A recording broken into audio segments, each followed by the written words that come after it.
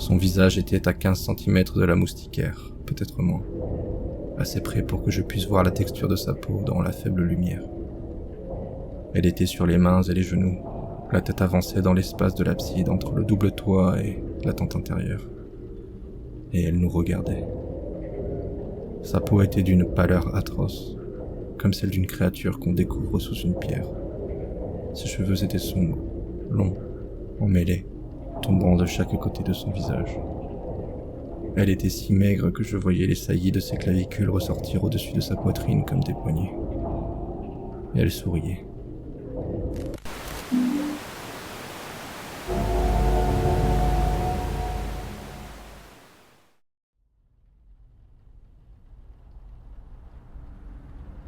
Briggs et moi faisions de la randonnée ensemble depuis nos 19 ans. Ce qui veut dire qu'à l'époque de l'histoire que je vais vous raconter, nous pratiquions déjà cette activité depuis 13 ans. Nous nous sommes rencontrés en première année au campus de Penn State, dans un club de plein air qu'aucun de nous deux ne prenait vraiment au sérieux. Le club était dirigé par une étudiante de 3e année nommée Danielle, qui portait des sandales de rando en novembre et parlait des principes du « ne laissez aucune trace derrière vous », comme s'il s'agissait des saintes écritures. Briggs s'est assise à côté de moi lors de la première réunion, s'est penchée vers moi et a murmuré « Si elle dit encore une fois conscient de votre environnement, je vais avaler ma langue pour en finir. » Et voilà. Toute notre amitié était née à partir de ce moment, ces 30 petites premières secondes.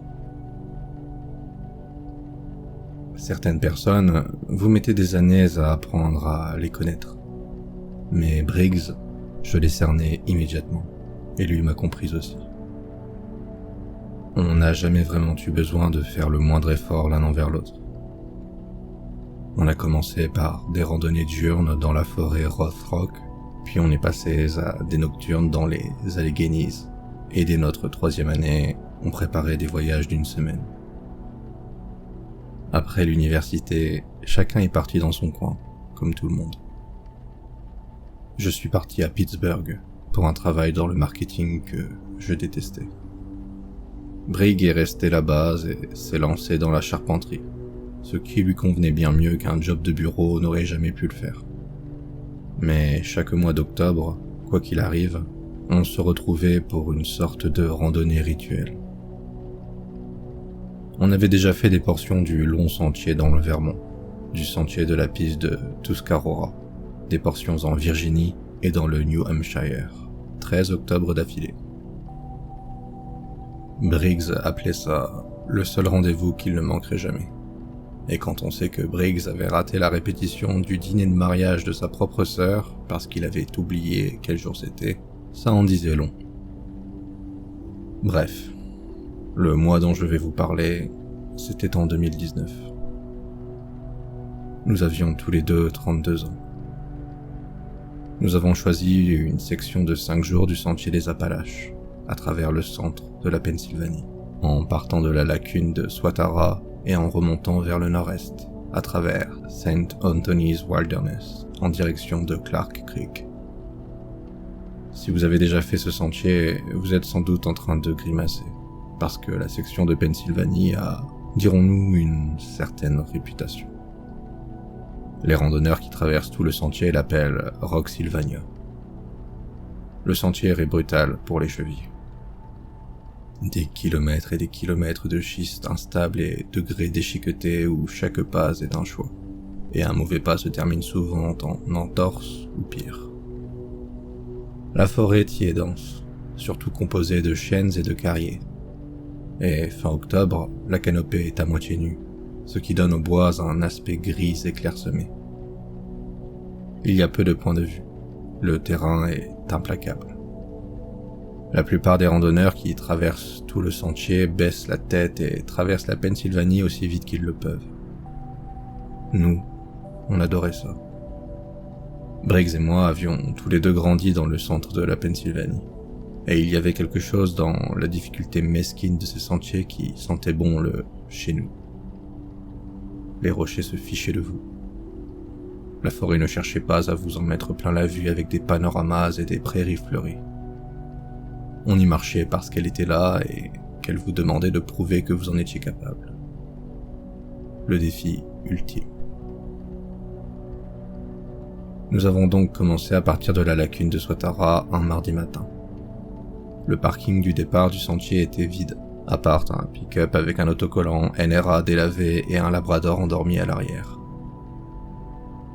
Octobre est la basse saison, même selon les standards de la Pennsylvanie, et plus on s'enfonce dans St. Anthony, moins on a de chances de croiser quelqu'un. Cela faisait partie du charme. Cette zone sauvage couvre environ 121 km² de forêt ininterrompue, la plus grande zone sans route du sud-est de la Pennsylvanie, et le sentier des Appalaches en traverse le cœur.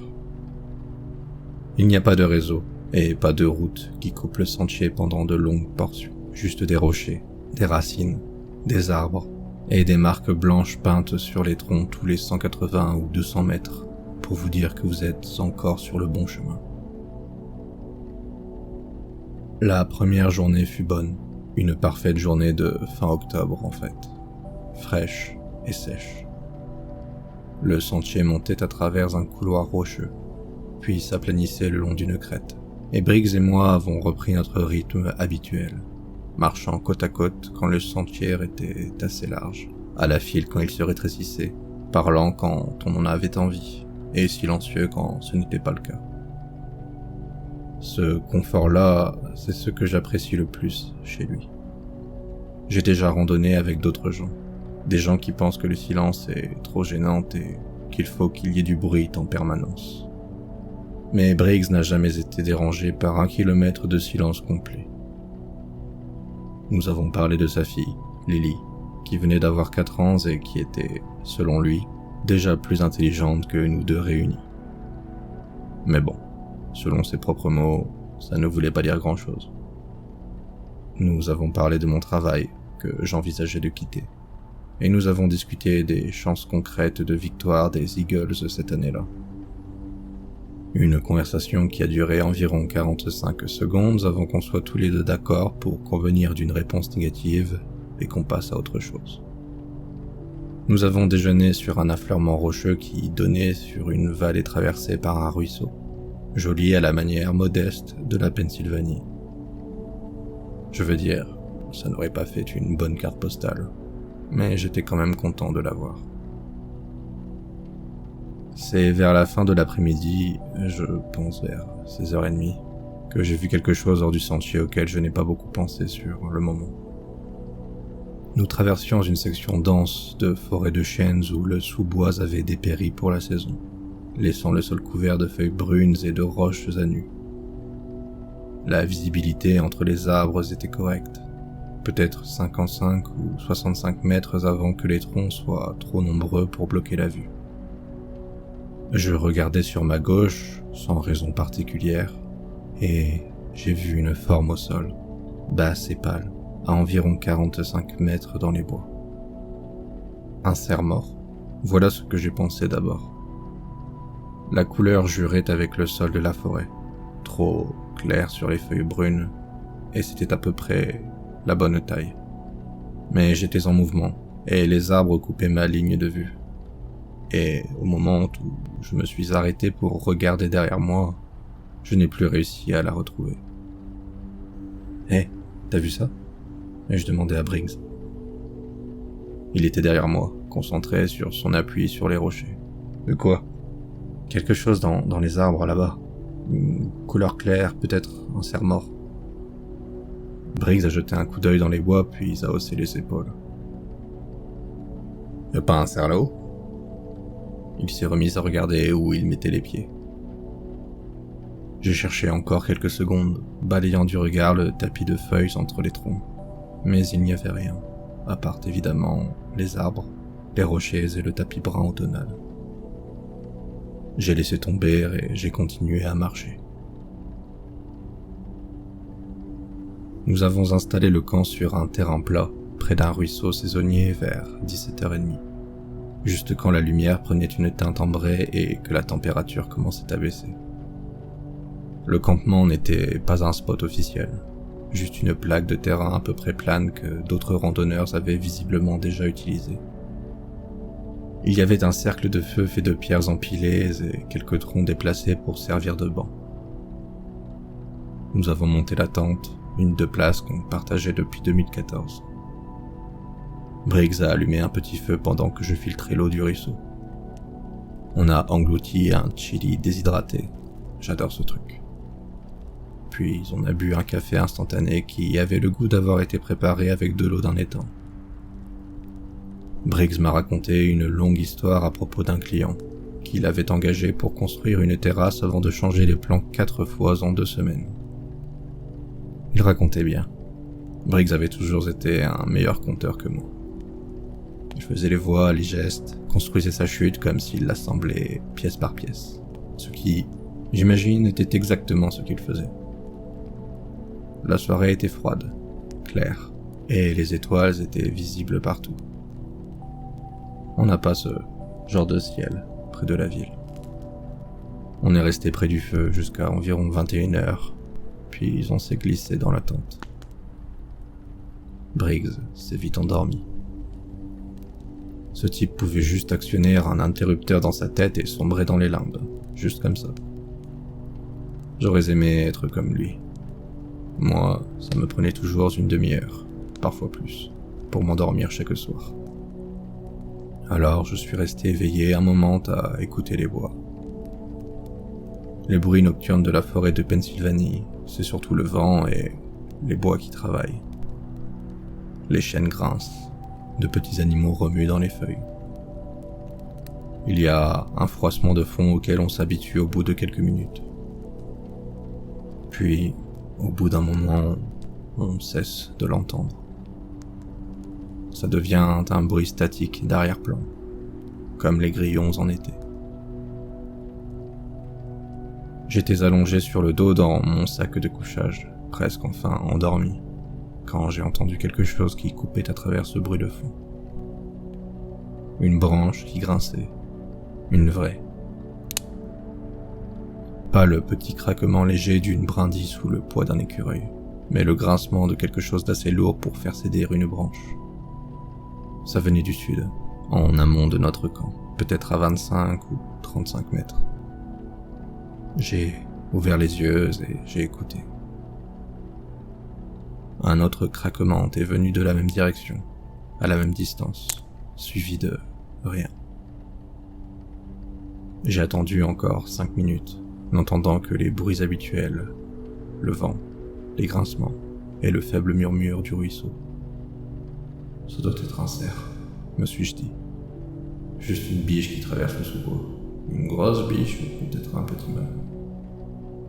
Ça me paraissait normal, alors je me suis tourné et je me suis endormi. Le matin, j'ai trouvé quelque chose au bord de notre campement que je n'arrivais pas à comprendre. Il y avait une longue marque dans la boue molle près du ruisseau, à environ 1 mètre de l'endroit où j'avais filtré l'eau la veille au soir. On aurait dit une trace de traînée, étroite et peu profonde. Mais à une extrémité de cette traînée, il y avait 4 fines empreintes alignées, serrées les unes contre les autres, profondément enfoncées dans la boue. Elles ressemblaient à des marques de doigts, certainement pas à des orteils d'animaux. C'étaient 4 empreintes minces alignées, légèrement courbes, espacées comme les doigts d'une main à laquelle il manquerait le pouce, ou comme une main dont le pouce serait plaqué contre la paume.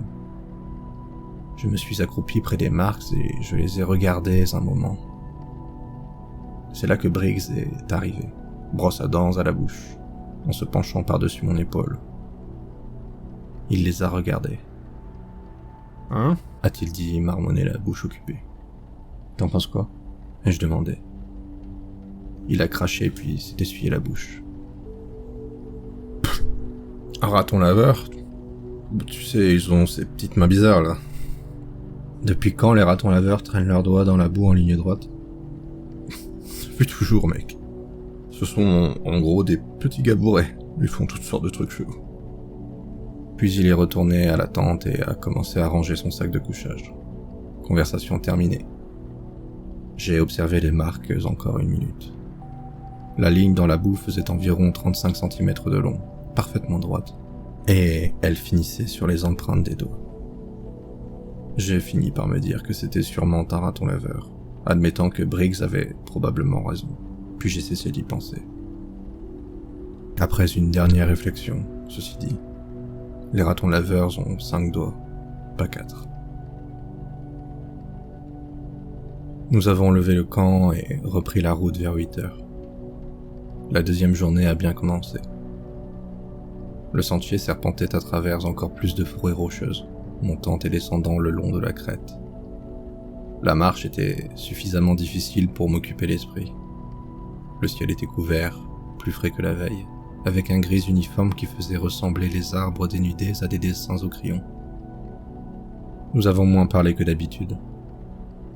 Briggs semblait silencieux, et je me suis dit qu'il gérait simplement les rochers, qu'il pensait à ce à quoi Briggs pense quand il devient silencieux, ce que je ne lui ai en réalité jamais demandé.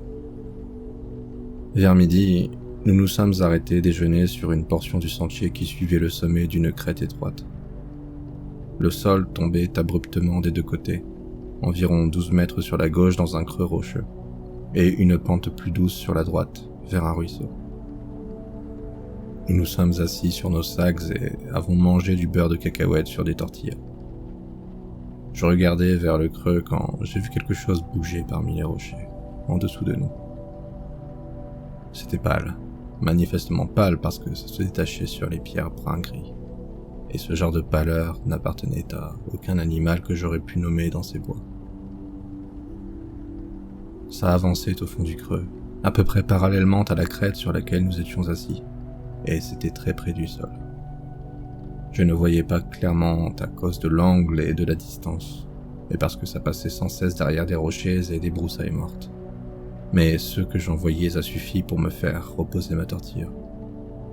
Ça se déplaçait à 4 pattes, mais pas comme un ours. Un ours se déplace avec une espèce de roulis, son poids passant d'un côté à l'autre. Et même de loin, on reconnaît toujours un ours quand on en voit un. Ça, c'était différent.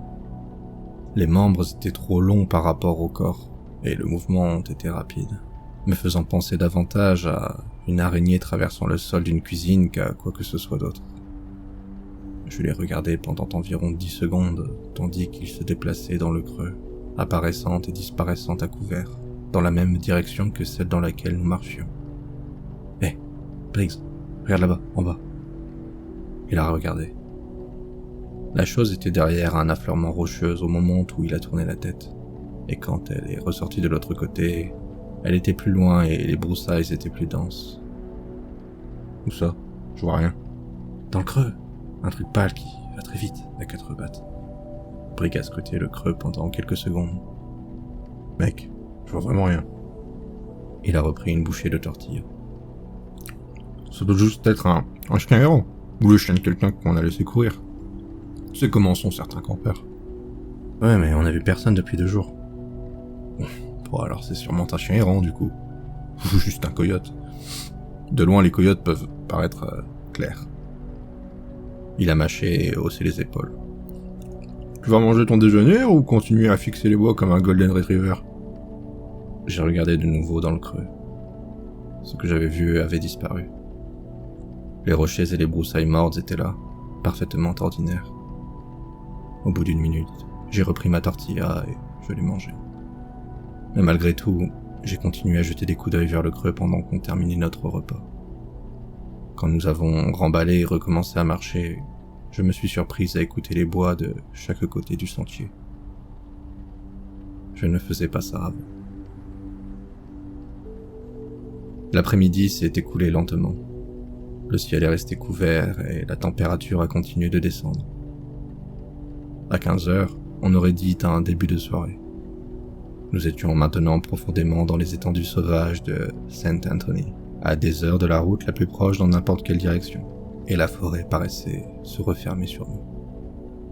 Le sentier était plus étroit ici, bordé des 2 côtés par des fourrés de lauriers de montagne. Cette végétation persistante, dense et verte toute l'année, qui vous bouche la vue passer une dizaine de mètres. On entendait des choses bouger dans les lauriers, de petites choses probablement. le froissement de tamias et d'oiseaux terrestres. Mais il y avait quelque chose de plus. Ou peut-être que c'était dans ma tête. Quelque chose qui me faisait regarder à gauche et à droite en marchant, aux aguets. Vers 15h30, Briggs s'est arrêté. J'ai failli lui rentrer dedans. Bon, a-t-il dit. Je veux juste dire pour info que moi aussi je le vois. Voir quoi? Il a pointé derrière nous, plus bas sur le sentier. Le chemin tournait environ 45 mètres plus loin et disparaissait derrière un virage entre les lauriers. Je vérifie derrière nous depuis 20 minutes, et je te jure que chaque fois que je regarde, il y a quelque chose là-bas, juste au niveau du virage. J'ai senti ma gorge se serrer.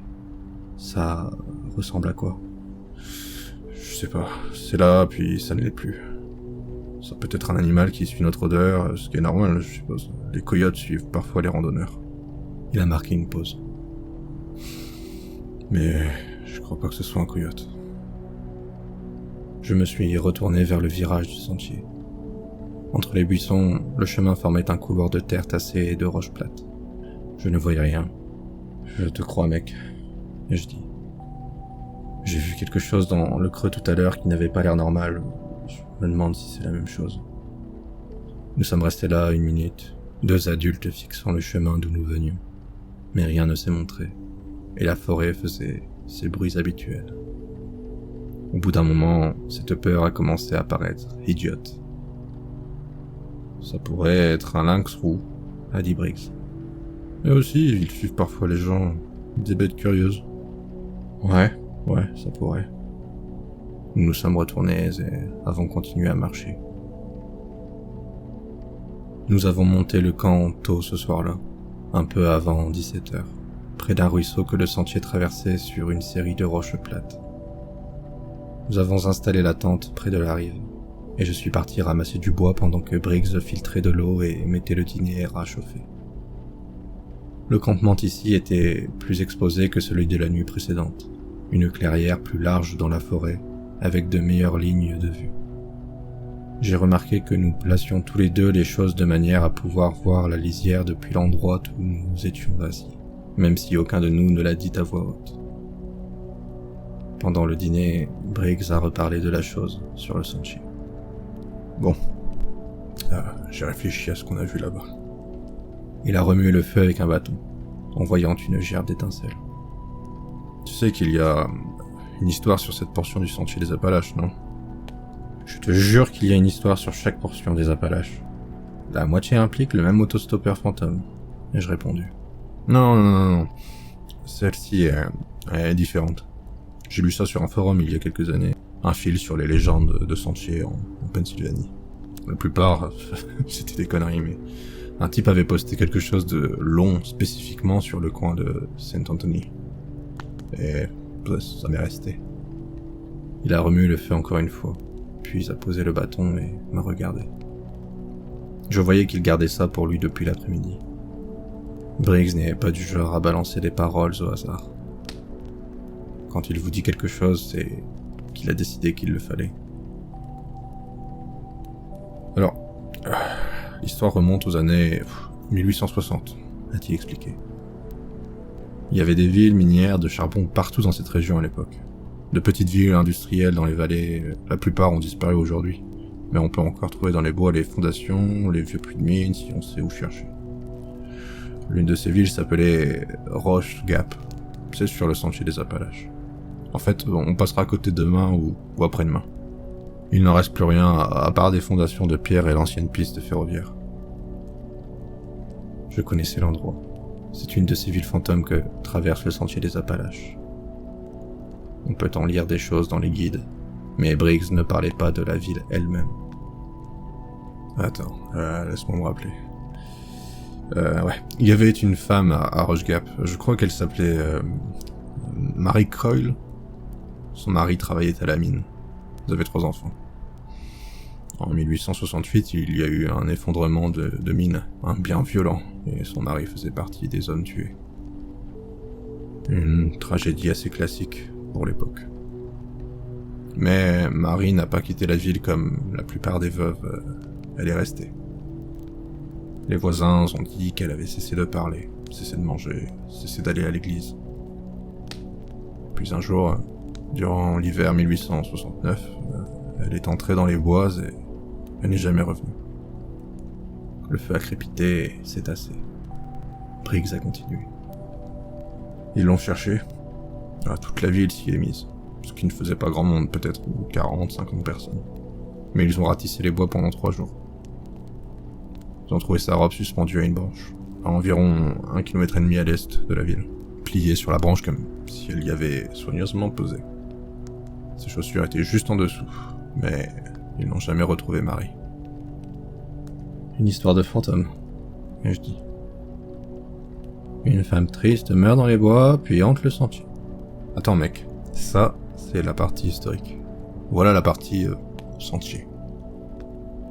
Briggs a repris son bâton et a tracé une ligne dans la terre entre ses pieds. À partir des années 70, après le déplacement du sentier des Appalaches à travers Saint-Anthony, des randonneurs ont commencé à rapporter des choses. Toujours dans cette zone précise entre la lagune de Swatara et Clark Creek. Et toujours à l'automne. Ils voyaient une silhouette dans les bois, en général au crépuscule ou la nuit. Une femme pâle à 4 pattes, rampante, nue, incroyablement maigre, au point qu'on pouvait voir ses os bouger sous la peau. Et elle sourit. Tous les témoignages parlent du sourire. Je n'ai rien dit. Le type du forum, il avait rassemblé peut-être, une douzaine de récits remontant jusqu'en 1974. Certains venaient de randonneurs qui traversent tout le sentier. Quelques-uns de chasseurs. Les détails étaient terriblement cohérents. Une femme pâle, rampante, émaciée, rapide.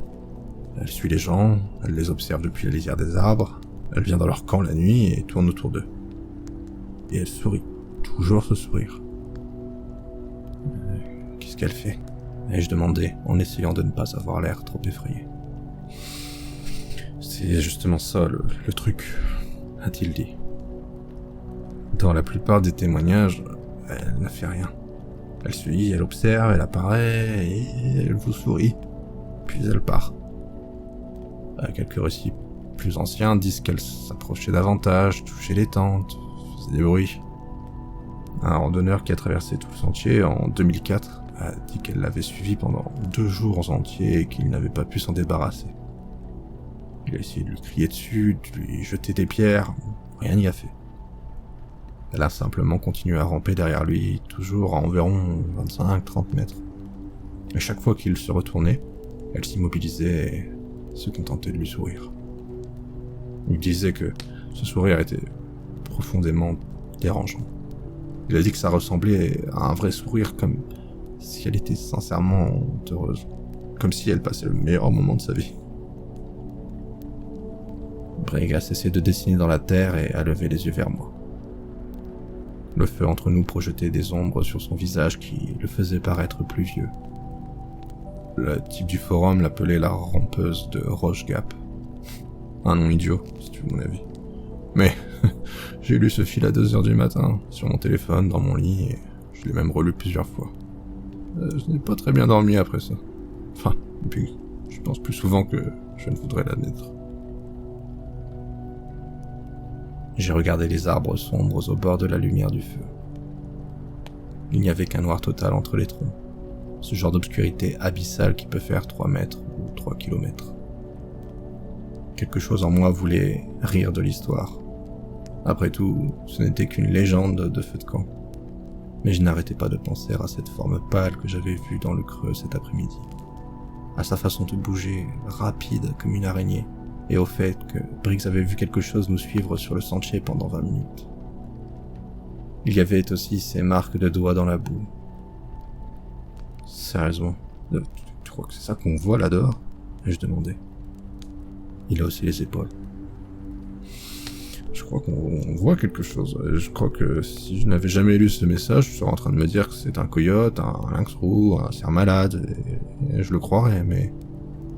J'ai lu ce forum et cette chose dans le creux était pâle et rampante. La chose derrière nous sur le sentier était très basse sur le sol, elle aussi. Et maintenant je suis assis là à essayer de me dissuader de la conclusion évidente et J'ai du mal pour tout dire. La conclusion évidente étant qu'une femme de mineur morte en 1869 rampe dans les bois et nous suit. J'ai eu un petit sourire en coin. J'ai dit évidente, pas rationnelle. Finalement, le feu s'est réduit en braise et Briggs l'a ravivé. Et nous sommes restés assises un moment de plus. J'aurais voulu dire qu'il était ridicule, qu'au pire c'était un chien errant qui nous suivait. Mais je revoyais sans cesse ce mouvement pâle et rapide au fond du creux plus tôt dans la journée. Sa vitesse, la façon dont ses proportions semblaient incorrectes. Je n'arrivais pas à trouver une explication non horrifique. Alors, on fait quoi ? Et je demandais. On continue de marcher, on n'a pas vraiment d'autre option. On est à 2 jours d'une route dans n'importe quelle direction, on ne peut appeler personne. On continue et on reste vigilant. Et on évite surtout de faire quelque chose de stupide. C'est ça ton plan ? Ne rien faire de stupide. Il m'a regardé et a souri. Mec, ça fait 32 ans que je ne fais rien de stupide. Je suis fort à ce jeu-là. J'ai souri à mon tour. Et pendant une seconde, Briggs était juste Briggs, les bois étaient juste des bois. Et tout allait bien. Nous nous sommes couchés vers 21h30. J'ai fermé la tente soigneusement, chaque fermeture est claire, l'abside comme la porte intérieure, et j'ai vérifié 2 fois. J'entendais Briggs faire pareil de son côté, sans rien dire. Puis je me suis allongé dans mon sac de couchage et j'ai tendu l'oreille.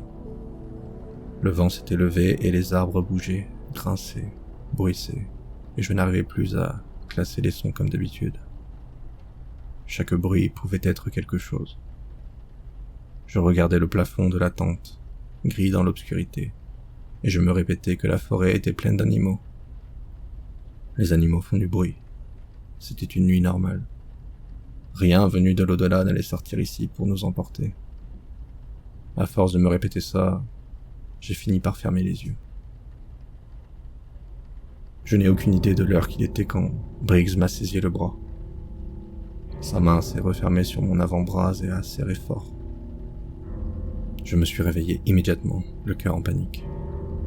Briggs était raide dans son sac de couchage, à côté de moi, la tête tournée vers le pied de la tente, les doigts plantés dans mon bras assez fort pour laisser des marques.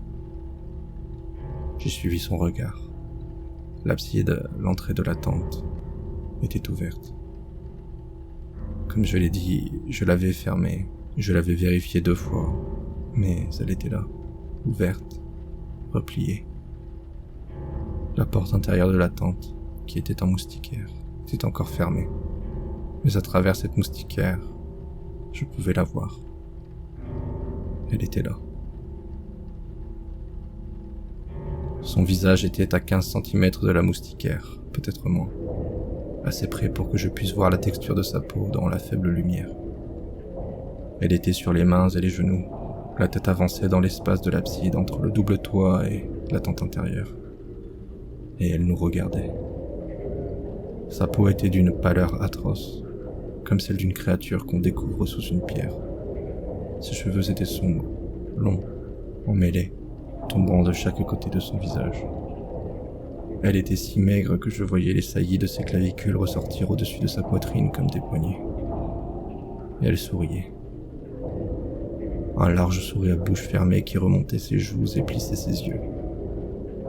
Un sourire comme quelqu'un à qui on vient d'annoncer une merveilleuse nouvelle. Sauf qu'il n'y avait rien derrière que je puisse reconnaître comme une émotion humaine. Elle regardait Briggs. Puis elle a légèrement déplacé la tête et me regardait moi. Et le sourire n'a pas changé. Ses yeux bougeaient, allant de Briggs à moi comme quelqu'un qui regarde un match de tennis. Mais le sourire restait exactement le même, figé. Je n'ai aucune idée du temps pendant lequel nous sommes restés comme ça. Tout ce temps, quelque chose venu des bois, qui ressemblait à une femme mais n'en était pas une, nous souriait à 45 cm de distance à travers une couche de moustiquaire qui, soudain, me paraissait inexistante. Briggs a bougé le premier. Il s'est jeté en avant dans son sac de couchage et lui a collé un coup de poing en plein visage à travers la moustiquaire. Le coup était maladroit. gêné par sa position allongée, sans poids, mais il l'a touchée quelque part au niveau de la bouche et sa tête est partie en arrière. Elle a fait un bruit. Je vais essayer de décrire ce bruit du mieux possible. C'était comme un rire, un petit gloussement aigu et soufflé. Comme quand on chatouille un enfant, comme quelqu'un qui serait absolument ravi. Elle a émis ce son au moment où sa tête repartait sous le choc du coup, puis elle s'est retirée de l'abside. Je l'ai entendu filer sur le sol à l'extérieur. Vite, un bruit de raclement de mains et de genoux sur la terre et la pierre. Et, juste comme ça, elle avait disparu. Briggs s'est redressé. Moi aussi. Nous sommes restés assis là, dans la tente, dans le noir, le cœur battant à 100 à l'heure, l'abside ouverte. Le son de ce petit rire était encore dans la tente comme s'il avait été absorbé par le tissu. « Je l'ai frappé », a dit Briggs. « Je l'ai frappé au visage. » « Ouais. Et elle a ri. »« Ouais, elle a ri. » Briggs respirait fort. Je voyais sa main trembler quand il a attrapé la fermeture de l'abside pour la refermer. Il l'a fermée, rouverte, puis refermée, faisant aller et venir le curseur comme pour le tester, comme pour s'assurer qu'il tiendrait, tout en sachant que ça n'aurait aucune importance si elle voulait l'ouvrir de nouveau. Nous n'avons pas dormi cette nuit-là.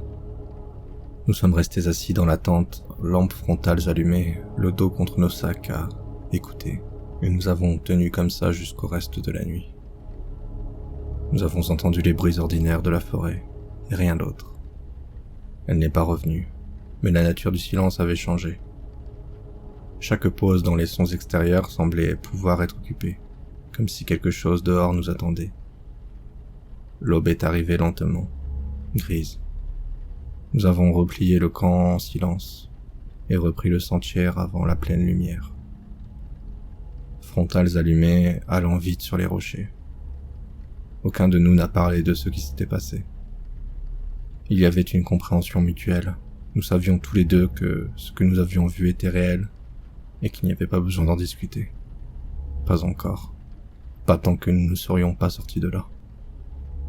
Il fallait profiter de toute la lumière du jour possible. Nous nous sommes concentrés sur le départ pendant environ 2 heures. À 9h15, sur une section rocheuse du sentier qui montait par une trouée dans la crête, Briggs s'est arrêté devant moi et a dit « Elle est revenue ». Je me suis retourné. Elle était sur le sentier derrière nous, à environ 27 mètres, juste à la limite de l'endroit où le chemin tournait entre 2 rochers et disparaissait. Elle était à 4 pattes. À la lumière du jour, je la voyais plus clairement que je ne l'aurais voulu. Elle était bel et bien nue, aussi maigre qu'elle m'avait semblé à travers la moustiquaire de la tente, avec les côtes et la colonne visibles sous la peau, et son corps avait la couleur de la cire de bougie. Ses cheveux tombaient autour de son visage et touchaient presque le sol. Ses mains étaient à plat sur le sentier, et ses doigts étaient longs. Je pouvais voir de la terre sous les ongles de là où je me tenais, et elle souriait encore. Ce même sourire large et fixe, comme si elle passait la meilleure journée de sa vie. Je l'ai fixée, elle m'a fixé. Elle ne bougeait pas. Parfaitement immobile sur le sentier dans la lumière grise du matin, accroupie à 4 pattes comme un sprinter attendant le coup de feu du départ. Et le sourire n'a pas vacillé, ses yeux n'ont pas cligné. J'ai réalisé au bout d'environ 5 secondes que je retenais mon souffle. Une part de moi avait décidé que si je faisais le moindre bruit, elle viendrait vers moi. « On y va », a dit Briggs. « Ne regarde pas, marche ». Je me suis retourné et j'ai fait comme il disait. J'entendais Briggs derrière moi, ses bottes sur la roche, et derrière lui je n'entendais rien. C'était ça le plus perturbant. Pourquoi je ne l'entendais pas? Nous avons marché 10 minutes sans nous arrêter. Puis Briggs a regardé derrière nous et a dit « Oh mon Dieu, elle est encore là. Plus loin, mais elle est encore là. » Nous avons continué. Toutes les 15 ou 20 minutes, l'un de nous vérifiait derrière, et elle était là, toujours à peu près à la même distance, rampant sur le sentier dans notre sillage. Elle ne réduisait pas l'écart, elle ne se laissait pas non plus distancer. Elle suivait notre rythme presque parfaitement, comme une ombre, et chaque fois que nous regardions, elle nous souriait. Elle joue avec nous, a dit Briggs vers midi. Nous étions assis sur un rocher à manger du mélange de fruits secs, ce dont aucun de nous n'avait envie, mais il le fallait. Nous marchions dur depuis 5 heures d'affilée, et nos corps manquaient de carburant. Elle était accroupie sur le sentier derrière nous, à environ 35 ou 40 mètres, immobile et souriante. Le chien le plus maladif du monde, attendant que son maître finisse sa conversation pour qu'ils puissent reprendre leur promenade. Qu'est-ce que tu veux dire par « elle joue » ? Je veux dire que pour elle, c'est un jeu. Elle vient à la tente, elle nous regarde, elle nous suit. Elle n'essaie pas encore de nous faire du mal, mais elle se divertit. Tu sais comment un chat joue avec une souris pendant 1 heure avant de la tuer ? Il la pousse, la laisse courir, la rattrape. Mec, c'est exactement cette sensation. Briggs, cette analogie ne finit pas très bien pour la souris. Je sais. Il a mâché son mélange de fruits secs et a regardé par-dessus son épaule, vers elle. J'essaye de comprendre les règles de son petit manège. Si c'est un jeu, alors il y a des règles. Il y a quelque chose qu'elle veut et quelque chose qu'elle ne veut pas. Peut-être que si on arrive à le comprendre, on peut sortir d'ici. Ce qu'elle veut, c'est nous suivre et nous sourire. Ouais. Et ce qu'elle ne veut pas, apparemment, c'est se faire frapper au visage. Parce qu'elle est partie quand je l'ai frappée. Je ne crois pas qu'elle ait aimé ça. Elle a ri quand tu l'as frappée, Briggs. Il est resté silencieux un moment avant de dire « Elle a ri, ouais, mais elle est quand même partie, non ?» Il s'est relevé et a passé son sac sur ses épaules. Il faut continuer. On est encore à environ 1 jour et demi de Clark Creek si on pousse. Si on marche jusqu'à la tombée de la nuit et qu'on repart à l'aube, on peut atteindre la route demain après-midi. Alors nous avons marché. Elle a suivi. L'après-midi était froide, et le sentier serpentait à travers une forêt dense avec des passages rocheux et de longues portions de lauriers de montagne, où les buissons se refermaient trop près des 2 côtés, formant une sorte de tunnel vert. Dans ces lauriers, nous ne pouvions pas la voir derrière nous. Je continuais à entendre des mouvements rapides dans les broussailles de part et d'autre. Je m'attendais sans cesse à ce qu'elle jaillisse de nulle part et nous fasse quelque chose d'horrible. Vers 15 heures, Briggs a dit quelque chose auquel je ne m'attendais pas. Et il faut que je te dise quelque chose. Il marchait devant moi, sur le sentier, vite, sans se retourner. Ça peut attendre. Là, je suis un peu concentré sur le fait de ne pas me faire dévorer par une croque-mitaine sauvage. Ça ne peut pas attendre. C'est justement ça le truc. S'il nous arrive quelque chose ici, il faut que tu le saches. Sa voix ne ressemblait plus vraiment à celle de Briggs. Dans notre amitié, ça avait toujours été lui le gars stable, le planificateur. Celui qui sait quoi faire. La voix que j'entendais maintenant était désespérée. D'accord, ai-je dit. Vas-y. Il continuait à marcher, ses bottes écrasant les rochers, son sac se balançant. Il parlait au sentier devant lui comme si c'était plus facile que de me parler en face. Tu te souviens quand ton père était à l'hôpital, la dernière fois ? J'ai senti quelque chose de froid me traverser, distinct de la peur de ces bois et de la chose qui nous suivait. Mon père était mort d'un cancer en novembre 2012. Il avait passé les 3 dernières semaines de sa vie à l'hôpital d'Altoona. Moi, je faisais l'aller-retour depuis Pittsburgh chaque week-end. Mais la semaine, j'étais au travail et l'hôpital était à 2 heures de route. Je n'arrêtais pas de me dire qu'il resterait plus de temps pour profiter de mon père. Oui, je m'en souviens, ai-je dit enfin. Briggs a poursuivi. La nuit où il est mort, l'infirmière de ton père m'a appelé. C'était un jeudi soir. Toi, tu étais à Pittsburgh. Tu m'as dit après coup que l'hôpital avait appelé ta mère et ta sœur, mais que personne ne t'avait appelé toi. Et que tu ne l'avais appris que le vendredi matin, et que tu n'avais pas pu lui dire au revoir. Je lui avais en effet raconté ça. En fait, je lui avais raconté ça une fois dans un bar, environ 6 mois après la mort de mon père. C'était la fois où j'avais été le plus ivre de toute ma vie. Et je lui avais confié que la chose que je n'arrivais pas à pardonner, c'était que personne n'avait pensé à m'appeler. Ma mère avait appelé ma sœur avait appelé ma tante, et d'une manière ou d'une autre, dans cette chaîne d'appels qui se met naturellement en place quand quelqu'un meurt, mon numéro avait été zappé. Je m'étais réveillé le vendredi matin avec un message vocal de ma mère qui commençait par « Je suis tellement désolé, mon chéri. » Et mon père était déjà mort depuis 12 heures. Briggs parlait toujours. Sa voix était stable, prudente. L'infirmière de ton père m'a appelé le jeudi soir vers 22 heures. Ton père lui avait donné une liste de numéros à appeler. Tu étais dessus. Moi aussi. Elle m'a appelé en premier parce que mon numéro était en haut de la liste. Elle m'a dit que ton père demandait à te voir et que les médecins pensaient que ce serait cette nuit ou peut-être demain et que je pouvais te joindre pour te prévenir. Il s'est arrêté de marcher. Il s'est retourné et m'a regardé. Tu avais l'air tellement triste. J'étais chez Kevin Doward à ce moment-là.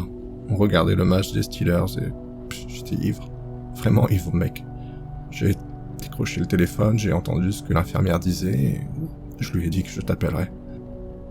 Puis j'ai raccroché. J'ai posé le téléphone et j'ai oublié. J'ai oublié de t'appeler. Je me suis endormi sur le canapé de Kevin à la mi-temps et je me suis rappelé cet appel que le lendemain matin. Et à ce moment-là, ta mère t'avait déjà laissé un message pour te dire que ton père était mort. Et moi, j'étais la personne censée te dire de monter dans ta voiture et de filer à Altoona pour passer encore quelques instants avec ton père avant qu'il meure. Et j'ai oublié. La tête m'a tourné et j'ai eu soudain très chaud. J'avais l'impression que le sol bougeait sous mes pieds. Tu m'as laissé croire que personne ne t'avait appelé. Et je dis, je sais. J'étais assis avec toi dans un bar, je te disais que le pire c'était que personne ne m'avait appelé. Et toi, tu savais? Tu le savais depuis le début? Oui, je le savais depuis le début. Il ne détournait pas les yeux. On aurait dit qu'il s'obligeait à soutenir mon regard, et il avait l'air de souffrir. J'ai voulu te le dire tous les jours, depuis 7 ans, à chaque randonnée, à chaque appel. J'ai dû vivre en sachant que tu avais passé la dernière nuit de sa vie endormi dans ton appartement, parce que j'étais trop bourré pour t'appeler. Je te le dis maintenant parce qu'on est dans ces bois avec cette chose derrière nous. Je ne sais pas si on va s'en sortir, mais je ne peux pas mourir sans que tu ne le saches. J'ai regardé mon meilleur ami depuis 13 ans. 2 choses se passaient en moi au même moment. La rage. Une rage pure me remplissait la poitrine et se répandait dans tout mon corps. L'autre chose, je ne m'y attendais pas. C'était la compréhension que Briggs portait ça depuis si longtemps que ça le dévorait visiblement vivant. Je ne sais pas quoi faire de cette putain d'info, ai-je dit. Et c'était la stricte vérité. T'es pas obligé d'en faire quoi que ce soit tout de suite, mec. Tu pourras me détester plus tard, j'avais juste besoin que tu le saches. J'ai ouvert la bouche pour dire autre chose, sans savoir quoi. Mais Briggs a regardé derrière moi et son expression a changé. Elle est plus près, a-t-il dit. Je me suis retourné. Elle était à environ 18 mètres derrière nous sur le sentier. Elle avait réduit la distance de moitié pendant que nous étions arrêtés là. Elle souriait, toujours ce fichu sourire. Il faut bouger, a dit Briggs. Et nous sommes repartis. Les 2 heures suivantes furent la marche la plus difficile de toute ma vie. Nous avons forcé vers le nord-est sur le sentier aussi vite que les rochers le permettaient, ce qui n'était pas aussi vite que nous l'aurions voulu. Les Appalaches vous punissent quand vous essayez d'aller trop vite. Nous avons forcé quand même, et derrière nous, elle gardait le rythme. Elle était plus près qu'avant, peut-être 14 mètres, tout au plus. Je regardais derrière nous toutes les minutes, et elle était toujours là, rampant vite sur ses rochers à mains et genoux avec une grâce terrible, couvrant un terrain qui aurait dû être difficile, comme s'il ne l'affectait pas. Son sourire ne changeait jamais, ses yeux ne nous quittaient jamais. Elle avançait sur le schiste tranchant sans ralentir, et je ne l'ai jamais vu tressaillir ni adapter son mouvement au terrain, comme si ses mains et ses genoux étaient faits de quelque chose de plus dur que de la peau. Le sentier est arrivé sur une section que j'ai reconnue d'après la carte. Un endroit où la ligne de crête se rétrécissait et où le chemin suivait le sommet d'une arête rocheuse, avec une pente raide de chaque côté. La gauche tombait brutalement d'environ 18 mètres dans un chaos de rochers. La droite formait une pente plus graduelle, mais toujours dangereuse, avec des pierres instables et du bois mort sur un angle d'environ 45 degrés. Le sentier lui-même devait faire à peine 1,20 m de large, et il continuait ainsi sur environ 400 mètres avant de s'élargir de nouveau quand la crête reprenait de la largeur. Briggs marchait devant moi. Il s'est engagé sur cette section étroite sans hésitation, et je l'ai suivi. Pendant quelques minutes, la concentration nécessaire pour garder mes bottes sur la roche plate et loin des bords a chassé tout le reste de ma tête. Les pentes de chaque côté étaient bien réelles. Une chute à gauche, vous tuez. Une chute à droite, vous brisez des os. J'étais à peu près à mi-chemin de la section étroite, Briggs à 6 mètres devant moi, quand j'ai levé les yeux du sentier et que je l'ai vue. Elle était sur la crête, devant nous. Elle était accroupie sur le sentier étroit à environ 27 mètres devant Briggs, à 4 pattes, face à nous, bloquant le passage. Je ne sais pas comment elle avait pu arriver là. 5 minutes plus tôt, elle était derrière nous. Elle était derrière nous à chaque minute de chaque heure depuis ce matin. Et maintenant, elle était devant nous sur une crête étroite avec 18 mètres de chute de chaque côté. Entre nous et la portion élargie du sentier au-delà. Toujours en train de sourire. Briggs l'a vue et s'est arrêté. « Mec, » a-t-il dit. Sa voix était très calme. « Je la vois. » ai-je répondu. « Je peux pas avancer. Je sais. On peut reculer. » Et j'ai regardé derrière moi. Le sentier étroit repartait dans la direction d'où nous venions, vide. Je me suis retourné vers l'avant, et Briggs se tenait immobile sur cette arête. Et au-delà, elle était accroupie sur le sentier, immobile, souriante. Puis elle a commencé à bouger. Elle s'est dirigée vers Briggs à mains et à genoux, rampant le long de la crête étroite avec ce mouvement rapide et fluide, réduisant la distance entre eux plus vite que je ne pouvais le comprendre. Briggs a fait un pas effrayé en arrière, puis encore un, avant de me heurter. Nous n'avions nulle part où aller. Le sentier derrière nous était libre, mais reculait sur une arête de 1,20 m de large, faite de roches instables en restant tourné vers l'avant. C'est comme ça qu'on tombe d'une montagne. On ne pouvait pas se retourner. On n'avait pas la place. Elle est arrivée à 15 mètres, puis 10. Je voyais maintenant son visage clairement.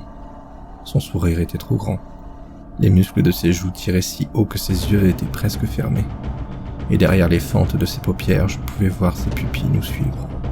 Ses doigts agrippaient la pierre pendant qu'elle rampait, et j'entendais ses ongles cliquer contre la roche. Un petit bruit rapide, sec. Elle faisait aussi un son dans sa gorge.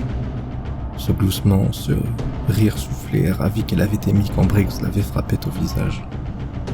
Sauf que là, il était continu. 7 mètres. Je pouvais la sentir. Elle sentait le lait caillé qui avait tourné.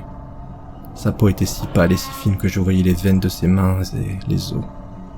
C'était si horrible que les coudes ressemblaient à des nœuds d'une corde bien serrée. Et soudain, Briggs a fait quelque chose de courageux et peut-être de stupide. Il s'est accroupi sur le sentier, se rendant bas, se rendant stable. Il a planté ses bottes et a dit d'une voix forte et ferme comme s'il essayait de dresser un chien agressif. « Stop !» Et elle s'est arrêtée, à seulement 7 mètres. Elle est restée accroupie sur l'arête étroite, et son petit rire s'est éteint. Elle regardait Briggs, la tête légèrement inclinée de côté. « Retourne-toi, Briggs a dit. Retourne d'où tu viens. » Elle n'a pas bougé. Elle le regardait. Le vent soufflait sur la crête, faisant bouger ses cheveux. Elle ne clignait pas des yeux, mais ce sourire ne changeait pas. Nous sommes restés là longtemps. Mes jambes tremblaient, et je sentais Briggs trembler lui aussi. Son sac touchait ma poitrine, et je sentais le tremblement passer à travers l'armature. Briggs a alors ramassé un caillou, une plaque de schiste plate à peu près de la taille de sa pomme. Il a armé son bras et lui a lancé aussi fort qu'il le pouvait. La pierre l'a frappé à l'épaule avec un bruit de main claquant contre un mur. Son corps a oscillé sous l'impact. Elle a de nouveau poussé ce petit rire, plus fort cette fois, presque un cri, mais c'était encore un son de joie pure. Elle s'est balancée en arrière sur ses talons. Puis elle a fait quelque chose que j'ai rejoué dans ma tête plus de fois que je ne peux le compter. Elle a tendu une main et l'a posée sur la roche au bord du sentier, juste à la lèvre de la crête, là où le terrain chutait dans le chaos rocheux. Elle a transféré son poids sur cette main, s'inclinant au-dessus du vide, le corps de travers par rapport au sentier. Puis elle s'est mise à bouger.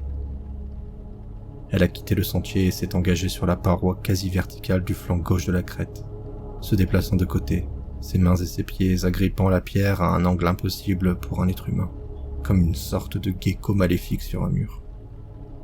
Elle est descendue d'environ 3 mètres sur la paroi, puis s'est arrêtée là, suspendue, agrippée au flanc de la crête sous le sentier. Son visage tourné vers nous, toujours souriant, toujours en observation, toujours en attente. Elle avait dégagé le passage. Elle avait quitté le sentier pour la falaise comme s'il s'agissait d'un trottoir. Et elle restait accrochée là, suspendue au vide. « On y va », a dit Briggs. « Maintenant !» On s'exécuta. Nous sommes passés devant l'endroit où elle se trouvait, vite mais prudemment, posant nos bottes sur la roche plate avec toute la concentration possible. J'ai baissé les yeux en passant à sa hauteur. Elle était là, accrochée à la paroi, sous moi, serrant la pierre entre ses doigts et ses orteils. Son visage s'est levé vers moi à mon passage. Son sourire m'a paru plus grand encore que tout à l'heure. Si elle allait être aussi heureuse pour moi, alors j'imagine que j'étais heureux pour elle aussi. Nous avons atteint la partie large du sentier et nous nous sommes mis à courir. Très mauvaise idée sur ce sentier, mais nous avons couru quand même, trébuchant, nous rattrapant, repartant. Et nous avons fait ça jusqu'à ce qu'aucun de nous ne puisse plus courir. Après ça, nous avons marché vite, et nous ne nous sommes pas arrêtés avant que la lumière soit presque totalement partie. Nous n'avons pas campé cette nuit-là. Nous avons marché dans le noir avec les frontales allumées, suivant les balises blanches d'arbre en arbre. Et pendant tout ce temps, nous ne l'avons ni vu ni entendu. La forêt était silencieuse, et pour la première fois, elle paraissait de nouveau normale. Nous avons atteint la route à Clark Creek à 11h40 le lendemain matin. Nous avons émergé des arbres, et la route de gravière était là, si belle.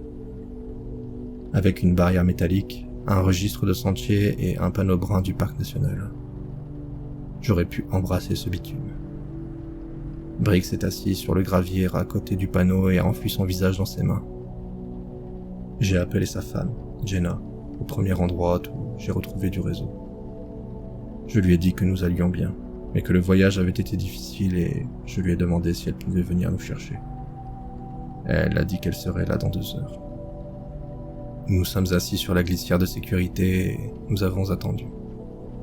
Nous étions nerveuses au moindre bruit. La route était vide, le ciel toujours gris, les arbres toujours nus. Mais nous étions de l'autre côté de la glissière, plus du côté de ces bois-là. Briggs a finalement parlé. « Tu crois qu'elle est encore là ?» J'ai regardé la lisière où le sentier sortait de la forêt.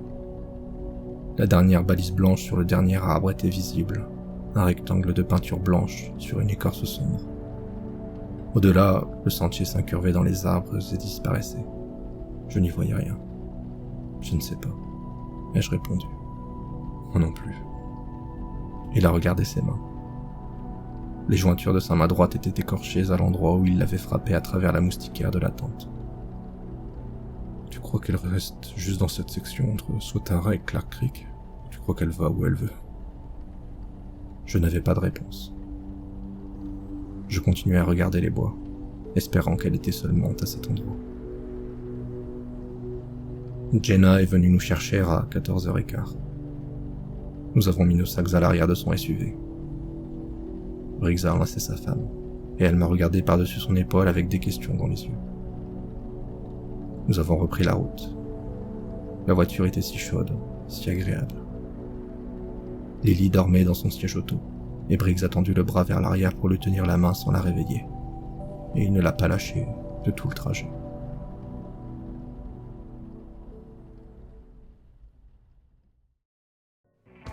Alors, qu'avez-vous pensé de cette histoire ? Donnez-moi votre avis en commentaire. J'espère que cette vidéo vous aura plu. Si c'est le cas, devenez un fidèle et abonnez-vous pour ne rater aucun futur épisode. Un grand merci aux contributeurs Tipeee qui soutiennent la chaîne. Leur générosité est énormément appréciée. N'hésitez pas à m'aider vous aussi si vous le pouvez, lien en description. Si vous avez des histoires personnelles à raconter, n'hésitez pas à tester votre plume et m'envoyer par mail vos écrits. De même, s'il y a des histoires particulières que vous aimeriez m'entendre lire, faites-moi en part plus bas. Et je vous dis à bientôt pour d'autres frissons et histoires d'horreur en ma compagnie. Biou.